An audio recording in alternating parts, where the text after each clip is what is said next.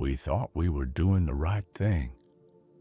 These words echo the heartbreak of countless adult children as they witness their once vibrant parents withdraw and decline after moving to assisted living facilities. This documentary reveals 6 hidden truths about the challenges in senior care, shedding light on the emotional and financial toll these issues take on families. From financial exploitation to erosion of independence, we'll uncover what's really happening behind closed doors and provide practical steps to safeguard your loved one's dignity, finances, and mental well-being. Prepare to confront the realities that many prefer to ignore. Costly mistake number 1, the vanishing self. Margaret taught high school English for 35 years. Her former students still remember her animated discussions about Shakespeare and the way she made literature come alive. She recalls the hum of a lively classroom, the rustle of pages as students debated Hamlet's motives. Now she sits alone in the corner of her assisted living dining room, staring at a plate of food served at 5:15 sharp, a schedule that conflicts with the evening book club she used to host in her home.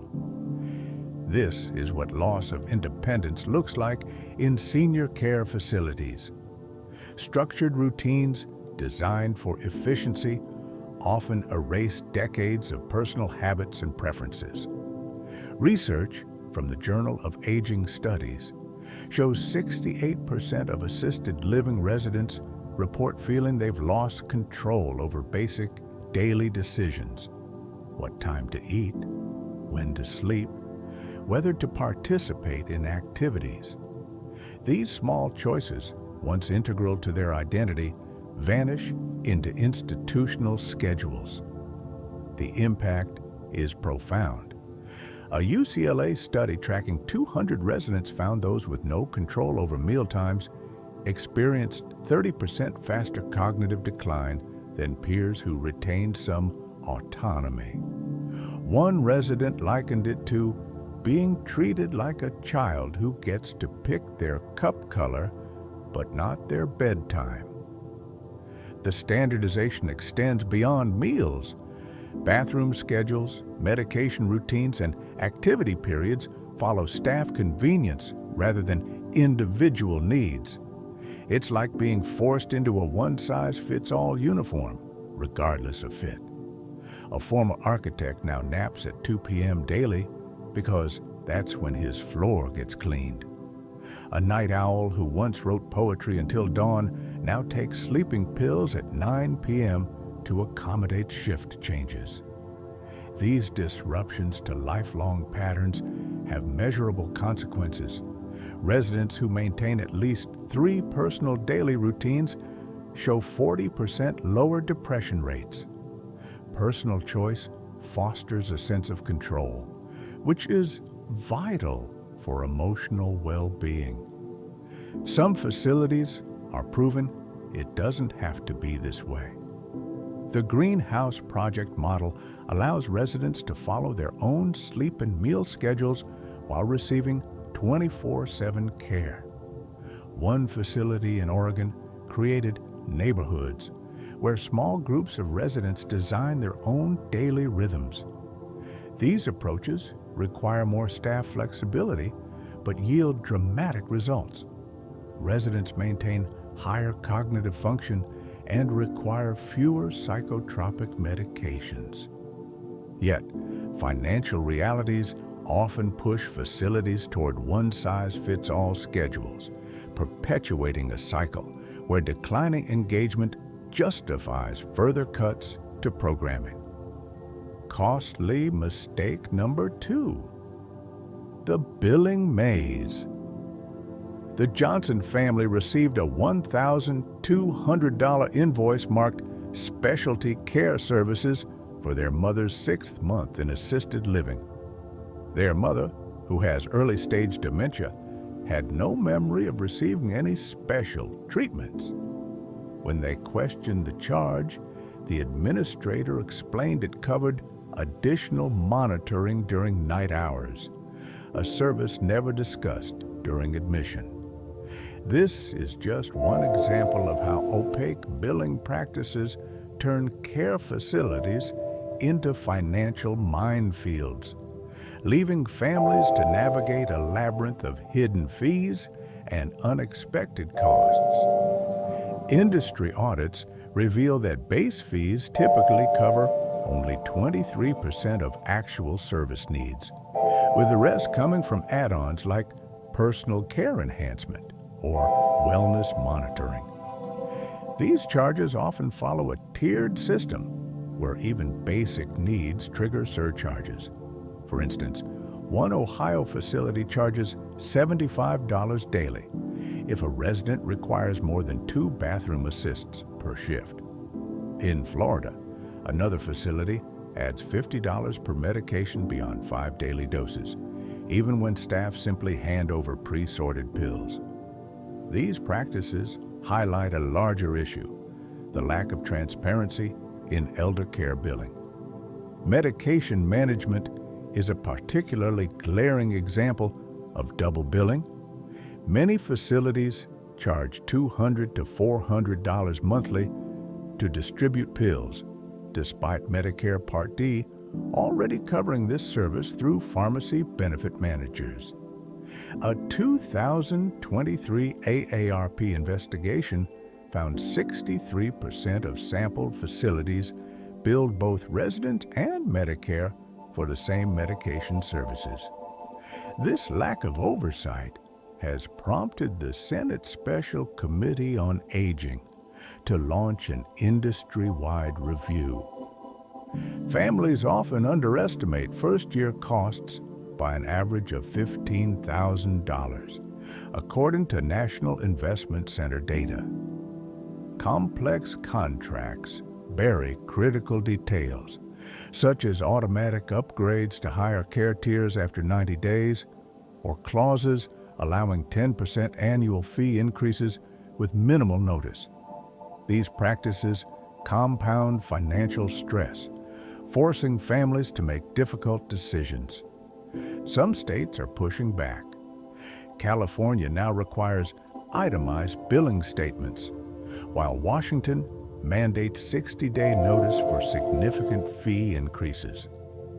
Advocacy groups like the National Consumer Voice for Quality Long-Term Care help families identify predatory clauses, recovering thousands in unjustified fees. The financial strain doesn't just affect families, it impacts residents too.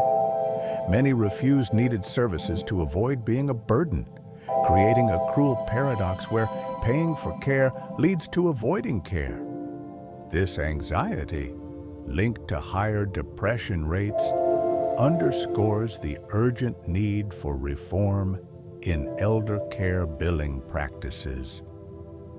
Costly mistake number 3, the isolation spiral. Dr. Evan Pritchard studied social isolation in dementia patients for 20 years. Then he watched his own mother, a former librarian, stop recognizing her favorite aides at her memory care facility. The cruel irony hit him hard. How could a place meant to foster connection instead deepen her loneliness? It raises a difficult question. What does community truly mean if physical closeness doesn't translate to meaningful relationships? Many facilities promote packed activity calendars, bingo at 10 a.m., sing-alongs at 2 p.m., movie nights weekly, but the reality often falls short. Staff shortages mean activities are frequently canceled or poorly run. A 2023 study in the Journal of Applied Gerontology found residents in understaffed facilities average less than 15 minutes of meaningful social interaction daily, including all conversations with staff, visitors, or other residents. One aide admitted skipping activities because escorting multiple residents with walkers would delay her medication rounds. The gap between advertised programs and actual experiences leaves many residents isolated. The physical layout of facilities often exacerbates the problem. Wide hallways designed for wheelchair access create exhausting distances between rooms and common areas, like navigating a maze. Poor lighting adds to the anxiety. A University of Kansas study found residents with mild cognitive impairment attempt 42% fewer social interactions when seating areas are more than 30 feet from their rooms.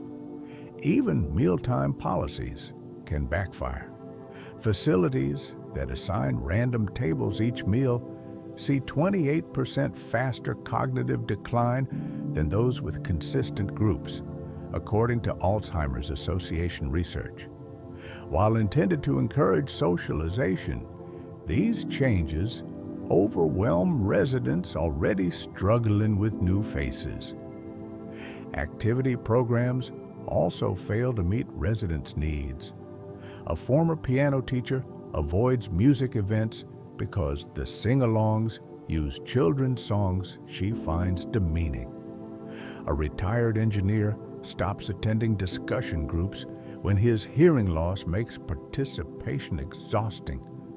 These small withdrawals accumulate, contributing to a 37% higher risk of clinical depression in assisted living residents compared to seniors receiving in-home care. The emotional toll is profound.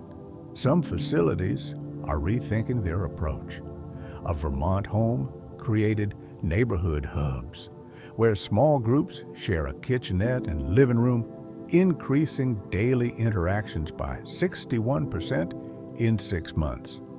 Intergenerational programs, like coding lessons taught by college students, foster meaningful connections. Thoughtful design and engagement can transform isolation into true community. Conclusion: gerontologists confirm quality senior care relies on 3 pillars: autonomy in daily choices, transparent financial practices, and meaningful social connections, building a foundation for dignity in aging. Your state's long-term care ombudsman provides unvarnished facility reports that cut through marketing claims. Senator Bob Casey's proposed care dashboard could empower families with real performance data. The Casey's Pond community showed that change happens when families unite, saving their local facility from corporate cuts. Share your experiences and solutions to inspire reform.